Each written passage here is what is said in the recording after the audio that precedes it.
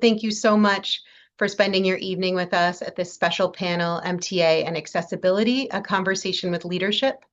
ASL and captioning are available tonight. If you're having any accessibility issues, please message the event hosts or email accessibility@mtahq.org. A reminder, you can pin any of the presenters. Just noting, I am a white woman with brown hair wearing a black shirt. The New York Transit Museum is thrilled to host our incredible panelists tonight to celebrate Disability Pride Month.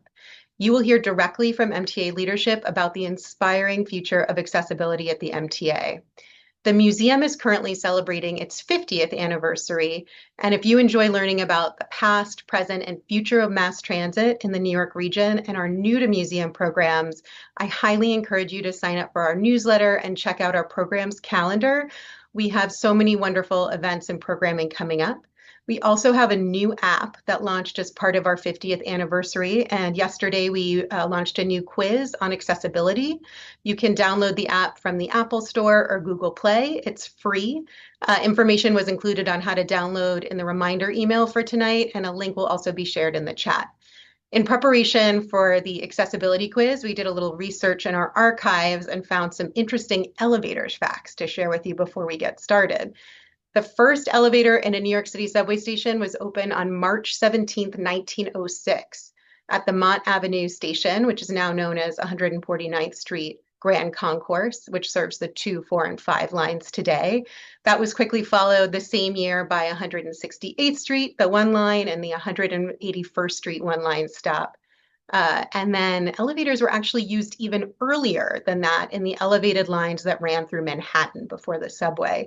The very first elevator connected to mass transit in New York City was at the 9th Avenue elevated station stop at 116th Street in 1887. So a really long history of the sort of connection between transit and innovative technology.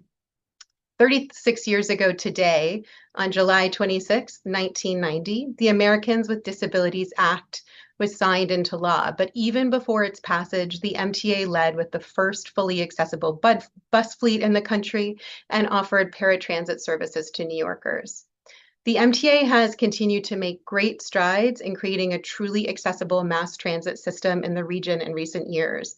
By the end of the next capital plan, half of all stations will be accessible, which will be more than 240. And since 2020 alone, the MTA has impressively made 60 stations accessible. We're so lucky to have a chance to hear directly from our panelists tonight, and I want to maximize their time. So I'm going to get right into introductions and questions. Janno Lieber was confirmed as chair and CEO of the MTA in January 2022, following his nomination by Governor Kathy Hochul.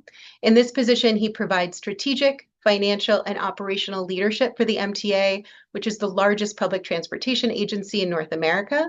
He previously served as president of MTA Construction and Development from 2017 to 2021, and in that position, he led the creation and implementation of the MTA's 2020 to 2024 $51.5 billion capital program. Prior to the MTA, Lieber served as president of World Trade Center and held positions in the administration of President Bill Clinton and New York City Mayor Ed Koch. Quemuel Arroyo joined the MTA in February 2021 as the organization's first agency-wide Chief Accessibility Officer. He leads the implementation of policies, initiatives, and programs that advance accessibility throughout the organization. Prior to joining the MTA, Arroyo served as the interim president and global head of Community at Charge, an e-scooter charging and docking company. And before Charge, he served as the first chief accessibility specialist at the New York City Department of Transportation. Rachel Cohen, New York City Transit's Senior Vice President of Paratransit, oversees the team that manages 50,000 daily rides for people who are unable to use the bus or subway system due to disability. She came to Accessoride in 2024 after serving for 5 years with the MTA teams working to increase accessibility across the MTA's mode of service, and worked previously on accessibility programs with New York City Taxi and Limousine Commission. I'm going to get right into our question, and my first question is for Chair Lieber. You've been very vocal about your focus in enhancing accessibility at the MTA. What makes you so invested in this issue? I think it's there's a core equity issue of having something which is so central to being a New Yorker, to being able to take advantage of everything the city has to offer without having to own an automobile, that everybody should be able to benefit from our transit system. That's number one.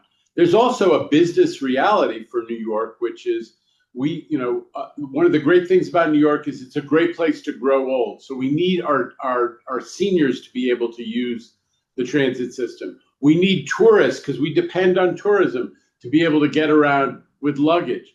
And we need families to choose to stay here after they have kids. And that means being able to accommodate strollers. So they're very simple, kind of customer-oriented realities that urge that we have transit. But the most important thing, or I should say emotionally the most important thing, was that my mother, who was in her 90s, said to me, right when I got this job, she said, I can't use my station anymore. She was a founder of a nonprofit that was based in Washington Heights.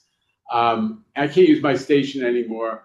I don't feel like a New Yorker. You got to fix that. And it was near the end of her life, and that made a big impression on me in addition to everything else that I mentioned. Thank you so much. And Rachel, what brought you into the space of transit access and what's kept you here? Sure. So, first of all, thank you, Amy and the Transit Museum for hosting this conversation and everyone for joining us. Happy to be part of the discussion tonight. I'm a city planner by training, and I went to school at Wagner along with another one of our panelists. So I've always been interested in public service. But what brought me to the MTA and to transit accessibility, as a planner, as a former city employee, is an interest in systems. As the chair said, right, transit is the lifeblood of New York, right? We're the system that makes everything else work. And as somebody that cares about making the city work for New Yorkers, right? There's no more interesting, more challenging, and more exciting place, I think, to work than the MTA and New York City Transit. But really, what's brought me here and kept me here is the opportunity to work with and for leaders like Chair Lieber, right? The vision of accessibility that he outlined, that I know that our entire executive leadership team really believes in and is truly and fully invested in, is making the system work for all New Yorkers, whether they're using subway, bus, railroads, bridges and tunnels, paratransit. We've got, I think, a really unique team at a unique moment. And if we can make a tiny little impact in the transit system, that makes a giant impact on New York. So I really feel proud to be part of this work and excited to be here. Thanks so much, Rachel. And Q, why is this work important to you? Well, Amy, I think it's a little on the nose, right? I didn't think you were going to ask me that question, but this is important to me because I'm selfish.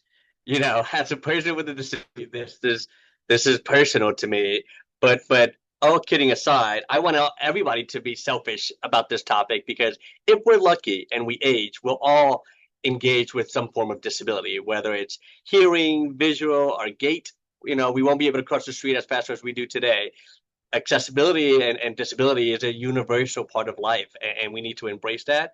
We need to embrace aging, like the chair said. But for me, yeah, I'm selfish. I want people who look like me and experience New York like I do now to feel like they belong. And I'm so proud to be working under Chair Lieber and folks like Rachel here who really prioritize this and want everybody to enjoy all that New York has to offer. But yeah, be selfish and care about accessibility, if not for yourself now, for your future selves. Thanks so much. And Chair Lieber, the MTA is delivering accessibility upgrades faster than ever before. It's amazing. What enables that acceleration and how do you sustain that pace? Let's be honest, a lot of this is about money. It costs a fortune to make a station accessible. And these old 100-year-old subway stations need to be totally, in many cases, totally redesigned in order to accommodate multiple elevators. And you have to move stairways in most cases. You have to move the communication systems and a lot of the infrastructure. It's really complicated. So it takes money, even though most folks think, why can't you just drop an elevator in there? It's usually a much more complicated project than that. And the reason that we have money is because Governor Hochul has made funding the MTA a priority. And we have, as you know, as a result of her leadership and the state legislature's action following her, a $68 billion 5-year capital program, the biggest that we've ever had. And in that is $8 billion for ADA accessibility. We also have partners right now for the first time in the city government who are really interested in this topic. It's no secret that we're working a lot with them on buses, and they've made a commitment as part of the new fast bus plan that we announced with Mayor Mamdani and Governor Hochul a couple of weeks ago to make all of the bus stops accessible, which is something that has been dragging, frankly, for some years now, that there ought to be curb cuts and other accessibility features at all our bus stops, because our disability community and our differently abled community is really dependent on buses, which are fully ADA accessible. So we have momentum both on the subway side, the bus side, and we're very close to getting all of the commuter rail stations made fully ADA accessible. And one final thing that I'm excited about is that I just learned in the last couple of days that all of the stations on the proposed Interborough Express, all the IBX, are going to have accessible connections. So at 17 locations on that 19-station route that we are planning and designing and will soon be building under the governor's leadership, because he loves this project, we're going to have really full accessibility for people to make those transfers that will give them connections the entire New York subway system. Folks in Brooklyn and Queens and some of these neighborhoods have been waiting a long time for that. That's amazing and so transformative. Rachel, what technology or process upgrades have you had the biggest impact on increasing reliability and customer confidence during paratransit trips? Sure, it's a great question. So on the technology side, if you know folks on this call are paratransit customers, I'm sure they're familiar, but others may not be. We've invested a lot in building out the AAR app. So customers who use paratransit right now have access to what's called My AAR. You can get it through the MTA app or through a web browser, and that's a fully accessible digital feature that customers can use to book paratransit trips. They can book, on their own independently, right at their convenience and ease, and also track their trips. So if you have a booked paratransit trip on the day of service, you can, open up an app, again, similar to the experience people are used to with an Uber or a Lyft, and track your vehicle, right? And again, have that sense of confidence and assuredness that you're going to get to where you need to go in a timely fashion. I think it's made a huge difference for the customer experience and really for confidence in the system. So the app is kind of a front-facing piece, but there's also a ton of work going on behind the scenes every day, right? That customers don't see as obviously, but is just as important in making the system run and making the system run efficiently and sustainably. We've done a lot of work at our call center. We take over 1 million calls a month now, booking trips, inquiries about trips, feedback about service, and we're able to take those calls more efficiently because we're using technology, using chat, starting to introduce AI where it makes sense, so that we can serve our growing customer base and we can do it sustainably. And I think, this is a topic we'll probably talk more about, but we are seeing growth in the paratransit ridership in a big way. And our challenge and our mandate, right, is how do we continue to provide safe and reliable and top quality service to that growing ridership base? And part of that means, finding new, better ways to do it with technology, with process improvements. And I think our call center and our app really represent that kind of work and approach. Hugh, what does it mean to create actionable, understandable information for all riders, including non-English speakers or those unfamiliar with the system? I'm going to answer your question, but before I do so, I want to go back to what Janno and Rachel just said, because it's one of my favorite parts of working here at the MTA. With this leadership team, we're not limiting ourselves to what exists today or to what we know. We are going into new frontiers and delivering New York what they need, for all New Yorkers what they want. And in Rachel's case, we're giving people access to information in whatever mode they're engaging with us and communicating with us. For me, creating actionable tools and understandable information really means giving people the tools for success, giving people ammo to have a successful interaction with the MTA, whatever that looks like, whether it's a paratransit trip, a railroad trip, a bus, a subway. I ride all of the services in our systems, and I love that. When I got here, people said to me, Q, we have three different types of customers. We have a railroad customer, we have a paratransit customer, and then a New York City transit customer. And I said, that's BS. We have one customer at the MTA, and they all want the same thing: safe, reliable service, and zero surprises. And that's what we're offering today. We have one customer at the MTA, and we're giving them that same access to information across all our modes. And I'm damn proud about that. We're not limiting ourselves to what we know, what exists. Janno mentioned the IBX. Rachel mentioned new tools and technologies. Today, we're catering to all of our customers in that same fashion. Thanks so much. Chair Lieber, there's over 160 accessible stations today, and this current capital plan will make more than half of the system accessible. What does success look like for these investments to you? Well, I mean, just one more factoid relevant to the question, which is not only will more than half of the stations be accessible, but well more than 75% of the riders will be moving between accessible stations. That it's all about the riders, Amy, and we're really focused. Yeah, we're glad we're finally. I mean, when we started this thing, less than 20% of the stations were accessible. We'll be thrilled to be up in the close to 60% accessible at the end of this capital program. But the main thing is that we will be north of 75% of the riders will be having an accessible path of travel in their daily commutes and where they want to go. So that's the good thing.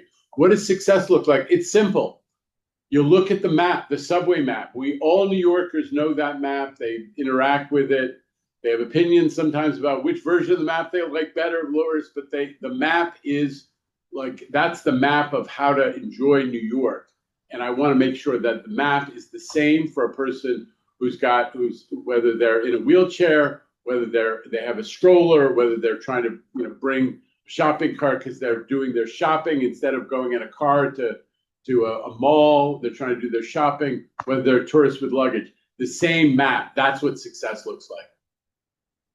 By the way, in the meantime, on the new MTA app, you can actually switch to accessibility mode and see a map that just shows you which stations are accessible so you can plan your trip if that's an issue. We're very sensitive to making sure we make it easy for people to use the system as we're building out full accessibility. The new app is so fantastic for navigating. I use it frequently. Rachel, as this success builds and we see more subway and commuter rail stations become accessible, how do you see paratransit and fixed route service sort of complementing each other? Sure. So I think complementing is really the key word. As Q said, right? It's not that we have fixed route customers over here and paratransit customers over there. We have customers and they move across all of our modes of service, for any given day, any given trip, and that depends on the individual customer, right? What their abilities are, and maybe even the kind of day they're having, right? For certain disabilities and health conditions, where today, they may be on paratransit. Tomorrow, they may be able to take that trip on subway or bus, depending on where they're going. But obviously, the more of those stations we light up on the accessible station map, the more opportunities, right, that more of our customers are going to have more choices, more options in how they take their trips. And I think that goes back to a theme I hope that you've heard from all of us tonight, right? That this is an MTA leadership team that is committed to making our system not just accessible, in an ADA sense, right, but really welcoming and a place of safe, reliable, confident service for all of our customers. As I said, right, we have a lot of Access-Ride customers that are using paratransit for some trips. They're using subway, bus, or commuter rail for other trips. And we want to open up those opportunities as much as possible. We've touched a fair amount on subway and rail, but don't sleep on the bus, right? It is the mode of choice for many people in this community. And I think the growing partnership with the city, right, to make bus service faster and also more accessible, right, focusing on bus stops and curb cuts, accessible pedestrian signals, all the things that we've mentioned here. The more that we are making the entire network usable and appealing for folks, right, the more options they'll have. And I think we'll continue to see something we've seen really strongly in the last couple of years, which is that when we make these investments and choices, riders show up, they use them, right? We're doing 1 million trips a month on paratransit, growing fast, but we're also seeing more customers use accessible subway and bus service, more reduced fare customer ridership, more accessorized customer ridership on the fixed route system. This is a story about mobility for all New Yorkers, right? And everything, trending in the upward direction on ridership. And I think that's a great testament to the work of this MTA team. Hugh, I know Chair Lieber touched a little bit on this, but I think this is such a hot topic and it's so complicated. But can you talk us through what it actually takes to install an elevator in a New York City subway station, from the underground utilities to the fact that it's a 24-hour a day, 7-day a week operation? Yeah, I don't know how many of the folks who are joining us tonight have seen, but we did a great video on making elevators here at the MTA that really walks you through all that it takes. But I used to work at New York City DOT, and I can tell you that once you remove that layer of asphalt or concrete, you have spaghettis underneath our New York City streets, and you don't know what's what. You don't know what's gas, what's copper, what's And then in addition to you don't know what's what, you don't know who owns it. So first you need to identify what's there. Then you need to go and find the owners. Then you need to ask about relocating. And if you find a catch basin, forget about it. You're talking that can balloon by millions of dollars a project. And that's the complexity in a lot of our projects. That's why they take so long, because the infrastructure underneath what we walk and roll on, it's a madhouse underneath the streets here. And what it really takes, Amy, is incredible collaboration with our city partners. It takes a lot of conversations with DOT and the folks over there, my own house, and the amazing people that make New York City run. And it also takes a lot of engagement with the private sector. Janno knows this better than anyone here, having come from real estate and the development world, but it takes a lot of partnerships and befriending folks who are not always known to have the best relationship or interest in the public work, and actually they want to do good by us, and they want to do good by the city. And we see that in things like zoning for accessibility and so many other avenues that now we have that bring in the development community into this conversation and providing access to our transit network. But what it takes is a lot of relationships with people who you normally wouldn't think are partners. Thanks so much, Q. And Chair Lieber, we talk a lot about this at the Transit Museum when we bring our school children through that, over 120 years ago, there were men with sort of pickaxes and shovel digging up the street, building these tunnels. And I'm wondering if you can talk about those systematic challenges of making accessibility improvements in a system that's over 120 years old.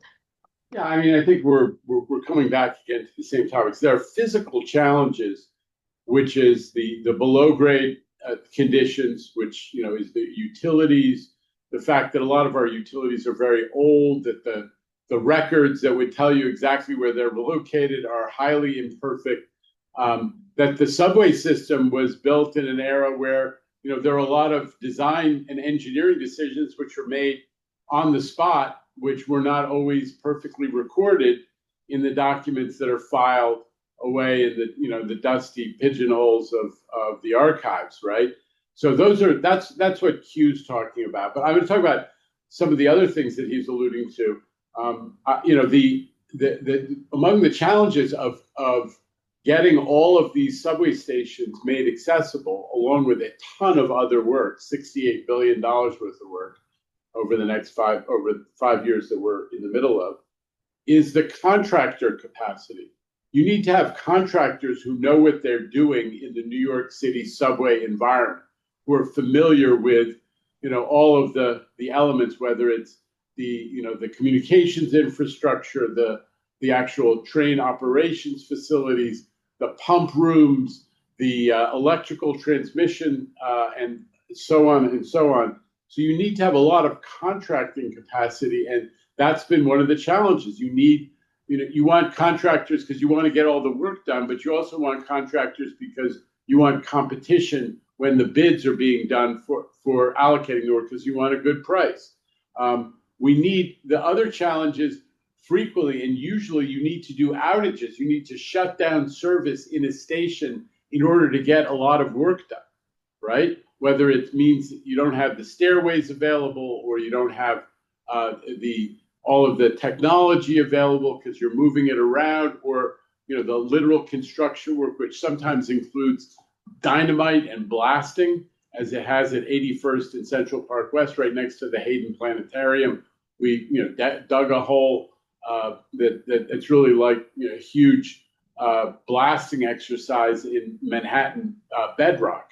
So you need to take outages, which impacts on our subway system. Our riders don't like it for good reason, but we need to do it to get the work done. So that's another constraint. And you need to have adequate and first-class management of construction and design at the MTA, which is also a challenge since we're competing with the private sector in an environment where there's a lot of different building going on, whether it's residential building or hospitality, and so on and so on. So all of those are constraints on advancing this kind of transformational work as quickly as we would like. But I think that the team at MTA Construction Development, which I used to head, is now headed by Jamie Torres Springer, has done an amazing job to try to balance all of those challenges to make sure that we're doing, as you said, Amy, we're getting ADA projects done 5 times faster than the MTA of the past. Thanks so much. And back to Rachel. Riders rely on real-time updates, accurate trip information, and customer support. How is AAR improving its customer communications channels? Sure. So I spoke a little bit about the My AAR app and some of the work at our call center, and those tools are critical, right? We're providing real-time information through the app, and we also use the banner on the app and the welcome message at the call center to broadcast critical information, like on days like today, right, where trips may be disrupted due to the weather. But we've also, in the time that I've been in this role as the head of paratransit, I've really encouraged the team to rethink how we do our outreach. So I don't know about others, but I think we've all been to plenty of government agency outreach events that are, 30 minutes of the agency talking and then 30 minutes of customers talking back. And, you don't really meet in the middle. What we've really tried to do with our Accessoride customer outreach in the last couple of years is make it more of a dialogue and a conversation and turn a lot of our outreach events into workshops. So we're going out into communities and, not just senior centers and day programs and hospitals, but partnering with New York City public schools to reach, students and parents of students with disabilities, working with advocacy groups and forums like this. And we're focused on how can we empower our customers to use the tools that are available to them. I'll give a shout out to Abby Banks and our outreach team, some of whom I think are with us tonight. We've hosted countless in-person sessions and webinars, walking people through step-by-step. How do I use this app? How do I onboard to Omni for cashless payment? How can I use your taxi program? And we're really trying to partner with our customers, right? Be in a conversation and a dialogue. And through those sessions, don't get me wrong, we hear a lot of feedback. We hear the complaints, right? And we take action on them. But I think when our outreach becomes more of a conversation, a dialogue, and how can we empower our customers with tools so that they have that, feeling of safety, reliability, confidence in the system, it becomes a more productive conversation for everybody. So we're always working to hear our customers' feedback, to find more ways to get that feedback and to use it to make our service better. But we're also trying to, be engaged in a real dialogue and how we can use the tools we have to give people a better transit experience every day. Hugh, accessibility touches the entire customer journey from signage to audio announcements. Can you talk to us about the enhancements from buses to wayfinding? Absolutely. Like Rachel said earlier, don't sleep on buses.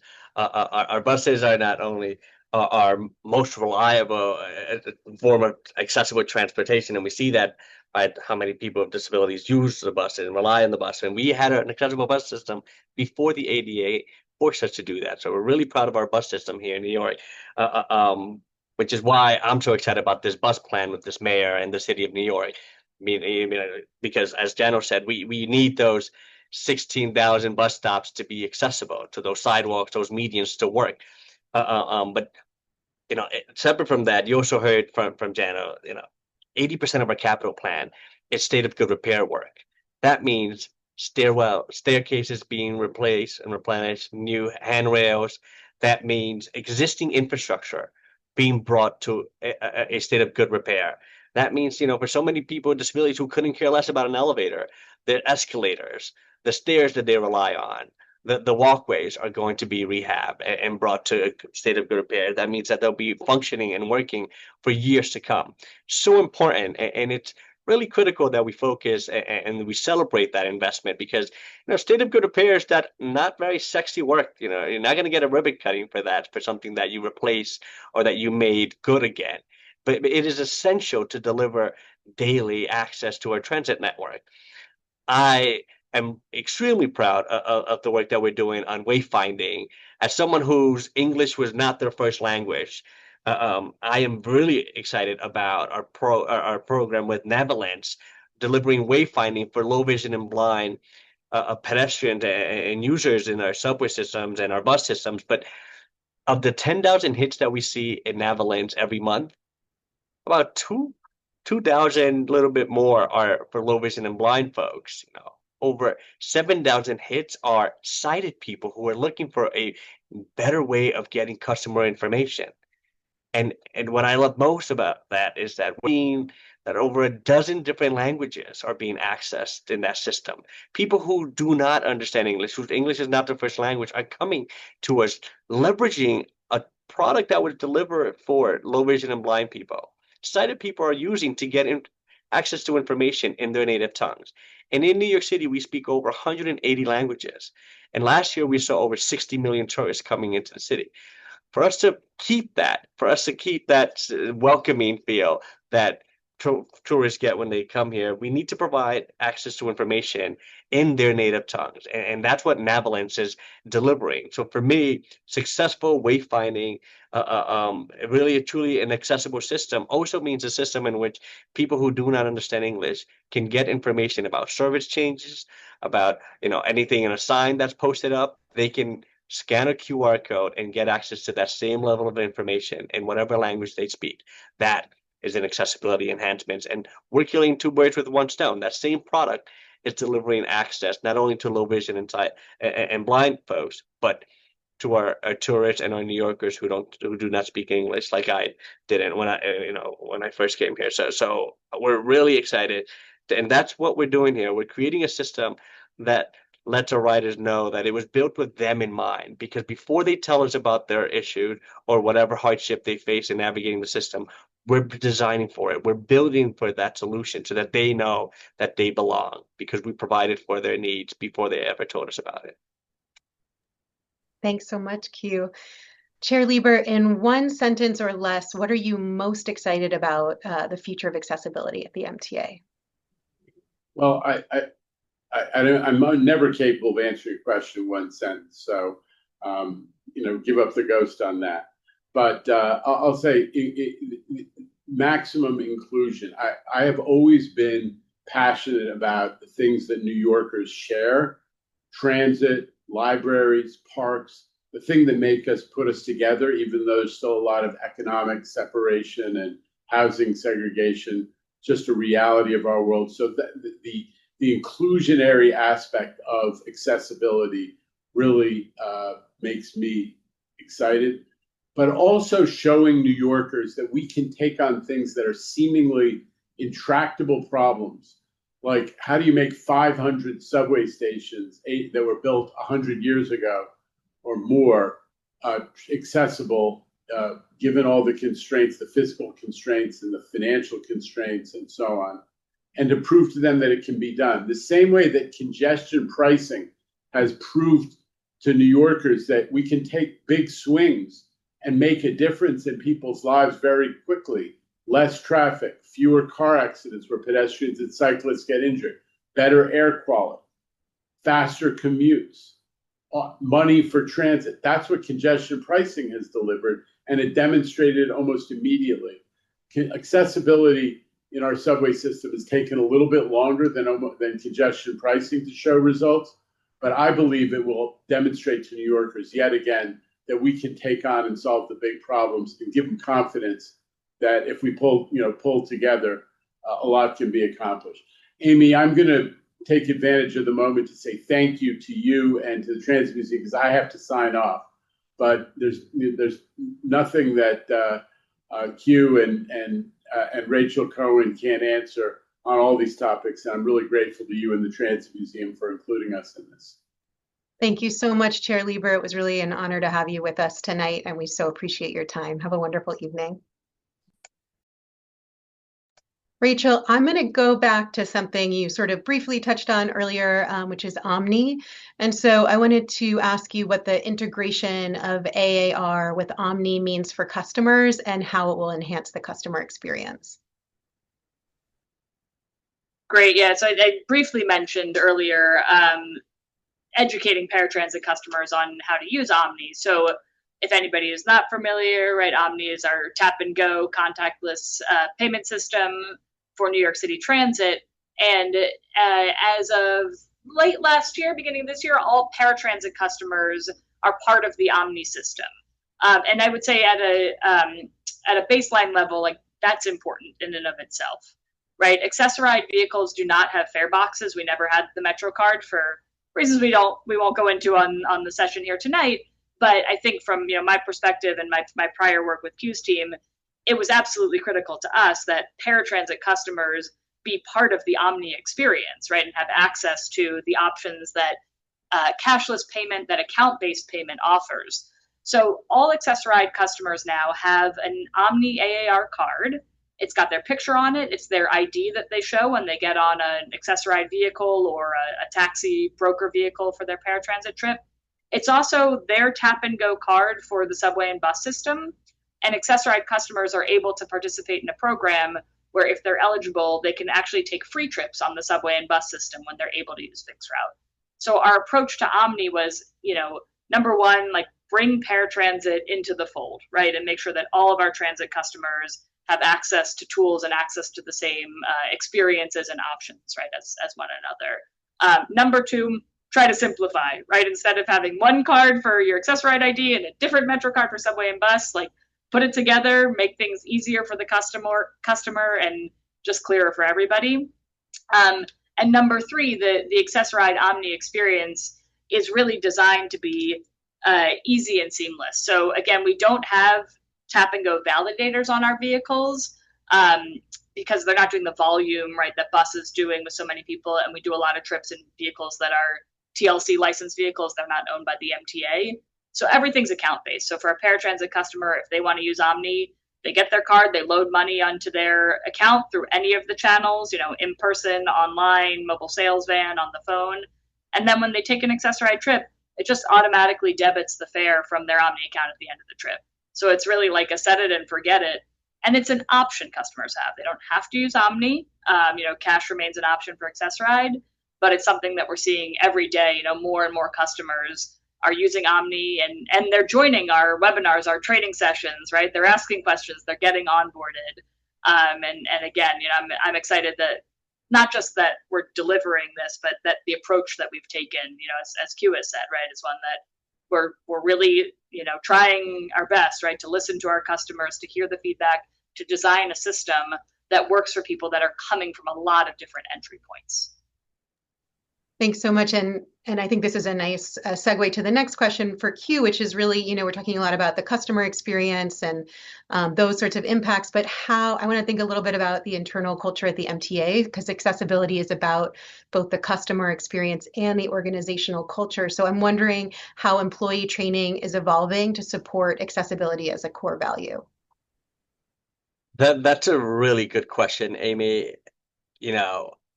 Working here at the MTA, it is a core belief of mine, and it's something that I say often. Our biggest asset at the MTA are 75,000 employees who run the system every day.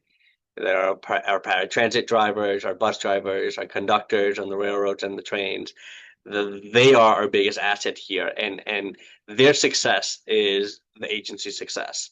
So ensuring that they have the tools to be successful is a top priority here, and we're working really closely with HR to ensure that there's an annual training that they all get on accessibility from the chairman down.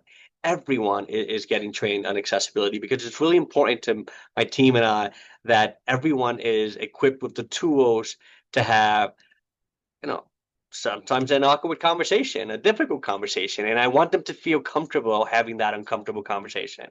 I want them to lean into that discomfort, and then the only way that I can ensure success is by giving them those words, those tools that so that they know their responsibility on an accessibility conversation. I've been very vocal since I got here. Rachel heard me say this often. I am not the savior on all accessibility issues here at the MTA. I am a facilitator on a conversation about accessibility at the MTA, where my job is to ensure that everybody from the chairman down understand their role in this conversation for accessibility here at the MTA, whether they're a ticket sales officer, a conductor, a cares person in our railroads. Everybody needs to understand how accessibility plays out in their function, and everybody has a stake here, from procurement, our legal team, and of course our field staff. Everybody is in on this, and my job is to ensure that they know that it's not ambiguous, that I create crystal clear understanding to each and every one of our employees, their roles and responsibilities for accessibility. So yeah, we are enhancing those trainings. We are going deep beyond the training so that employees who want to learn more about their roles and accessibility can have those educational tools and those modules available to them. And it's super important to us to develop that language, those trainings. And we've done it successfully. My team helped develop that. So kudos to the accessibility team. They really do all the great work. I'm just a spokesperson for them. But yeah, it's top priority, and we do it every day. Thanks so much. And we're nearing the end of our time. We'll transition soon to attendee questions, but I have just a couple more questions for you both. And this question's for both of you. So whoever wants to answer it first, feel free, which is to list your top 3 accomplishments for accessibility during your time at the MTA. I'm ready to go, Rachel. All right, go for it. I have to say that my top 3 are very clear. Number 1 for me, and this is in order of sequence of how it happened. Number 1 was getting paratransit on its own legs. When I got here, paratransit was a division within buses, and I did not feel proud of that. I did not feel happy with that. Today, paratransit is on equal footing with subways and buses, and they stand on their own 2 legs, and they do an amazing service. So bringing them outside of buses, having them get their own shine. With that came bringing world-class leaders to run paratransit. And we did that with Chris Pangilinan, who had an incredible background working at the MTA, here in New York City, with the advocates community, in the federal government, and in the private sector with Uber. We brought a world-class leader to transform paratransit, and he did that flawlessly. I mean, that's what's giving us 80% plus satisfaction in paratransit ridership today. And once he left, we found the next world-class leader to lead the operation in Rachel Cohen, who's a phenomenal individual who leads with empathy and is brilliant and knows the operation inside and out. So yeah, bringing paratransit in its own 2 leg would be my first moment of pride here. Number 2 was our investment of $30 billion to accessibility. No other system in the world. A couple of months ago, Demetrius and I spoke to the head of the Paris system, and they said, we'll never be able to get $30 billion. We'll never get that level of investment. Well, we are investing that. Yes, the advocates had to, bring a conversation and remind us why that was so important. But together with the advocacy community in New York, we can say that we are investing a floor of $30 billion, the largest investment in the history of the United States for accessibility. We're doing that here at the MTA. No other company, private or public, can say that they're doing that. And number three, it's really innovative fundings. And there are two specific examples. One, congestion relief. Today we have 23 stations that are being made accessible with the fundings from congestion relief. That's something that I'm extremely proud of. In addition to that, we have an amazing. The only exemption to congestion relief is the disability exemption, because we understand how critical it is for so many people with disabilities who need to drive around. So I'm really proud of that.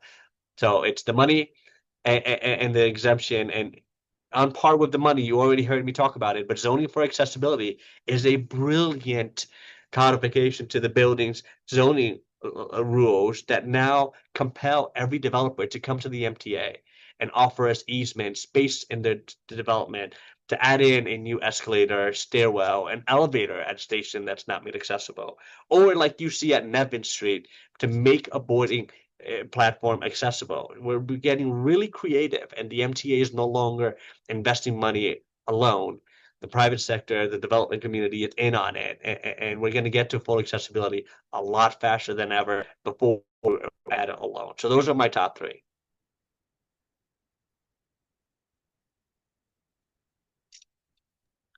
All right, that's a hard act to follow, but I think great examples, and I'll try to riff off some of those. So,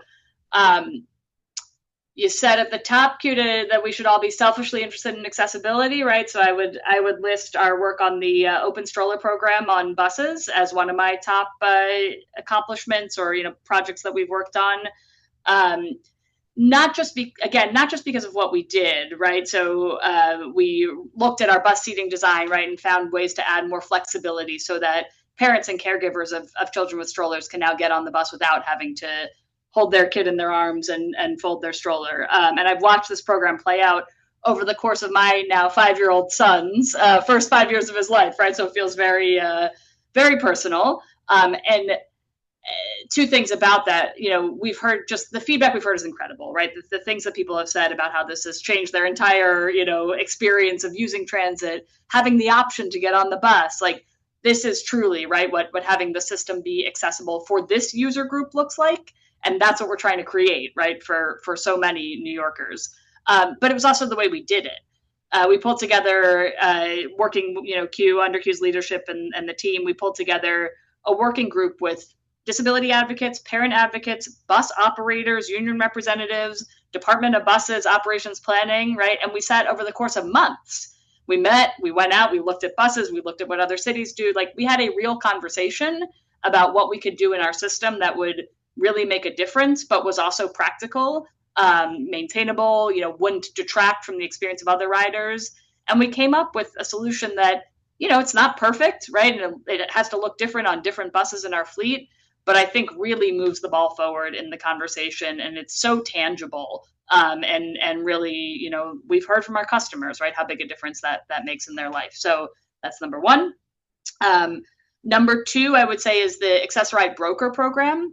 So as I mentioned, we actually do most of our trips now in TLC plated vehicles with TLC licensed drivers who have additional training and requirements to serve Access-Ride trips. But through that program, we're able to do tens of thousands of trips every day that serve our customers well, right? They get fast rides, in vehicles that can easily navigate New York City streets. It's great for the TLC drivers, right? It's a source of steady, reliable work that really serves the community. I think a lot of TLC drivers love this program. We have great partners at the TLC. Commissioner Valdivia, a former colleague of ours, right, I know is fully committed to accessibility and that continued partnership between the MTA and the city. And this is a program that I've seen grow since I was at the TLC a decade ago, right? And now to see such a mature part of our service that represents such a strong collaboration between city and MTA is something, again, that I'm really proud of.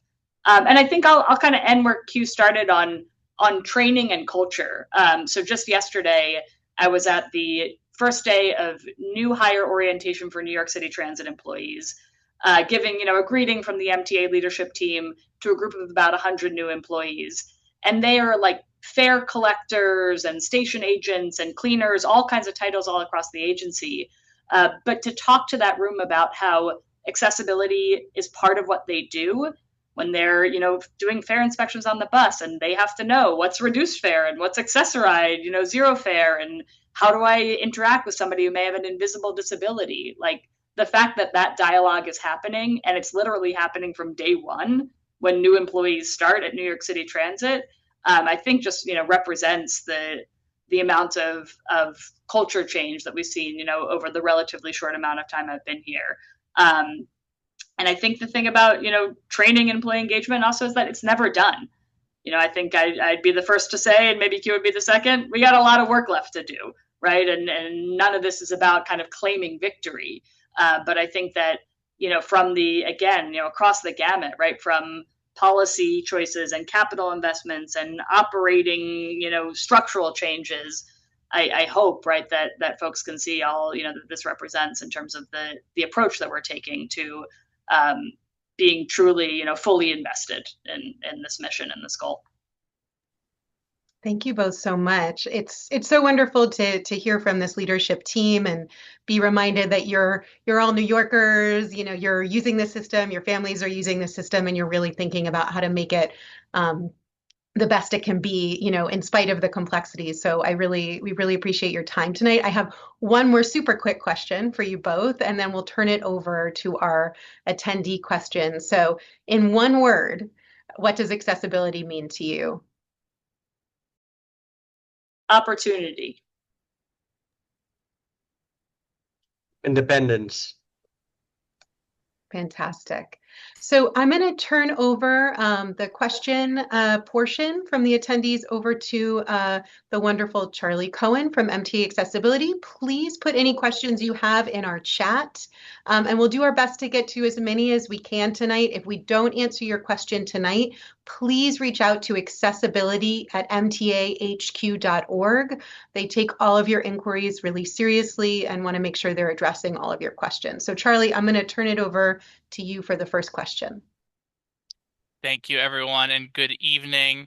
My name is Charlie Cohen. I'm a senior accessibility officer under Quemuel Arroyo and his team. A visual description of myself is I am a white man wearing clear glasses, brown hair, and a bit of a 5 o'clock shadow, and a pink shirt and blue blazer. Actually, the first question that we got in the chat is for Amy Boyle. We have an audience member who wants to know, what are some of the biggest accomplishments for the Transit Museum when it comes to accessibility, and what are some programs that are coming up in the future that you may want to spotlight regarding accessibility? It's such a great question. Today, this whole week, we have a wonderful program called Transit Quest Propel, where we work with neurodivergent teens who have a very specialized interest in transit. And we were actually at 2 Broadway at MTA headquarters today meeting with the operations planning team. And this program is really giving an opportunity to young people who have an interest in transit careers to sort of see the full spectrum of what there is out there, and to give them a little training and support in their career pathways, career thinking. So that's we do a number of programs designed for that. We have Transit Quest Propel is sort of the offshoot of Transit Quest, which was the introductory program. So I really encourage everyone to go to our website, to our accessibility page. We also have a program called Subway Slews, which has won national awards. It's a long-standing program designed for neurodivergent elementary school students, again, using that really specialized interest in transit as a way to form and help sort of in social connection. So these are some of the wonderful programs we do. And we also have a great day called Special Day. It happens 3 times a year. It's a free program for families. And again, I just encourage you to check our website. We have a whole accessibility page and many wonderful programs on offer. Amy, I would have said the lifts, the platform ramps that you have at the museum, which make it accessible. I love the museum. It's a very inaccessible station, and you made it all accessible, which I love. Thank you so much, Q. Yes, and it is a challenge. We have some very old subway cars which are not accessible, and so any way we can sort of improve that in our old, as many of the stations are, 1936 station with some trains that are almost 120 years old. It's really wonderful. So thank you, Q, for sharing that. That's wonderful to hear. All right. So our next question, I am a bus rider, and sometimes that I notice that the priority seating is being taken by somebody, but I notice a customer is coming on who needs to use the wheelchair space. I think the question is trying to ask as somebody who may need to move from their seat and or if they experience somebody who's not moving from their priority seat, what should they do in that situation? I think the responsibilities are on that conductor, on that bus driver, and it goes back to the question Amy asked earlier about training, and we're having very frank conversations with operators about their responsibility to clear that space, preserving the integrity of that accessible area for our customers with disabilities. And one of the things that we're really proud of here, to echo Rachel, is our open stroller space that comes in addition to the spots at the front of the bus that are really reserved for people with mobility disabilities who need that space to get into the bus with their mobility devices. So really the responsibility is not on the customer. It is on our employee, and that's why we are spending so many hours training them, making sure that they're comfortable and that they understand that the responsibility lies on them. That's part of their job, and that is our expectations here at the MTA. Uh, just to add on to that, and yes to all, right? I think we're also, in addition to thinking about the stroller space, like infrastructure is a part of this, right? We've looked at the design of our buses and how we can create maximum available space for customers with different needs and flexibility, so that you have fewer of those conflicts or potential conflicts to begin with. So that's the individual flip up seats, right, that we've added on some buses. It's additional signage and announcements. Like we know, right? I think all of us on this call, we ride the bus. We know that a sticker alone doesn't change the whole game, but it gives people something to point to, right? And it creates another among the signals that priority seating is something that people really need. It matters and should be taken seriously. So I think it's training, it's infrastructure, it's communication, and also trying to make things easier for the operators. So we've tested different securement systems, right, that can make it easier for operators to assist customers with wheelchairs. We have a new securement system on our new paratransit vehicles that's easier and faster for operators to use, right? So we're trying to, absolutely, right, as Q said, their operators have important responsibilities and they need to be trained on that. And right, we're trying to give both the customer and the operator tools to make them confident in doing their job, right, and make that easier. Awesome. I have an interesting question here. This is one of our questions that was asked prior to the conversation starting today. I love the Omni system, but I don't use the subway often, and I don't want to go underground to put money on my card. How can I put money on my card if I don't want to use my computer? You're on mute, Q. I would say the retail network is really a great tool that we need to be doing a better job speaking of clearly. But we have many partners. We have thousands of retail stores that are on street level that are all around the city in all 5 boroughs where you can successfully have those transactions without having to come into a train station. You can also do it online, replenish your cards, have automatic payments happen, and you can set this up on your Omni account. But if you don't want to do that, I would say learn more about our retail network and see what's closest to you so that you can find out what's, shop, deli, CVS, Duane Reade, in your neighborhood where you can have all these transactions happen. Fantastic. I think we have time for a couple more questions. Let me see. We have a lot of questions that are coming in right now. Here's a good question. I'm a student right now, and I'm really interested in a summer internship program with the MTA. I have autism, and I want to know if there are any specific programs that I can sign up for or learn more about how to join the MTA. I mean, for the summer, I think we're a little late for that. We have thousands of students who applied for summer internships, but I would say, we have great partners that help us find internships throughout the year. One of them being the PIPE program. If you are a person with a disability, as I understood, I really suggest you look into the PIPE internship program. It is an amazing program started by HRA and our partners in the city, which place a lot of interns here at the MTA, and that is a year-round program. So yeah, disability will not deter you from getting an internship at the MTA whatsoever. So do follow up, look into Pi. It's a great asset. Rachel, I don't know, what would you say? Yes, we've had some great interns from the PI program at Accessibility. Maybe we can drop the info in the chat. I think it's PII. That's a great program. And then for students affiliated with CUNY, we also have a lot of we have a strong partnership with CUNY and hire a lot of interns through CUNY as well.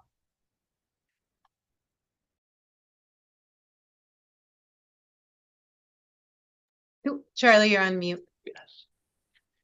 It's everyone on the team. We always finding the mute button sometimes. Last question that I think that we have for tonight, and I think it's a question for both of our panelists.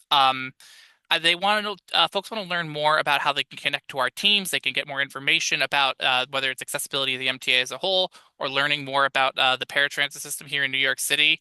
What are some of the ways that we can folks can connect to our teams, learn more, also connecting with the MTA in general? I love that question, Charlie, and I'm going to take it as an opportunity to flip it right back to our attendees today and say, we need you. My team knows that I say this often. We are nothing more than a bunch of overeducated people with a lot of solutions that I don't care for unless they are vetted with end users. And people have shown me that they've fallen in love with the problem. Only then am I interested in the solution. The best solutions come from within the writers. They come from within the people that we serve. So I have to ask every one of you to get engaged. We want to hear from you. Already you see in the chat an email to engage with us directly at MTA Accessibility. But outside of that, we have monthly board meetings and committee meetings, which the public is invited to speak their mind. Tell us, we have an agenda. Tell us your thoughts on that agenda. Tell us what you'd like to see more of. Tell us what you want to see that we're missing the mark on, that's missing. Tell us your thoughts. We want to hear from you.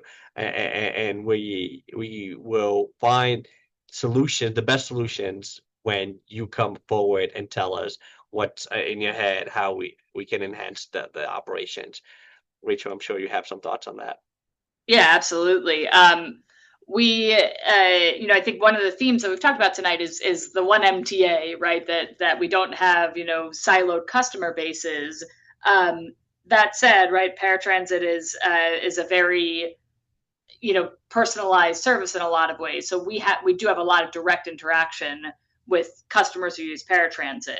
If you're a paratransit user and you're really interested in getting involved, our paratransit advisory committee is a group that meets regularly. We also have an accessible advisory committee on transit accessibility through Q and Charlie's team. So, if you really, as Q said, right, want to be part of the conversation, coming up with, solutions, those groups meet regularly. You can get involved at different levels. Every month, we put out an accessibility newsletter, and every quarter we put out a paratransit newsletter on the move. And there's information there. You can learn about things that are going on, help share information with your community, and also, give feedback through those channels. Accessibility customers and the public, right, can always call the Accessibility phone number and use our comment line to give, feedback on any specific experiences you've had. But I would echo, what Q said, right? Like we're here tonight to be in conversation with the community, and Q's team and my team, like every day, we're out at community events and speaking with different individuals and organizations. So I think the best way to have a conversation is to start a conversation. You've got the accessibility email here.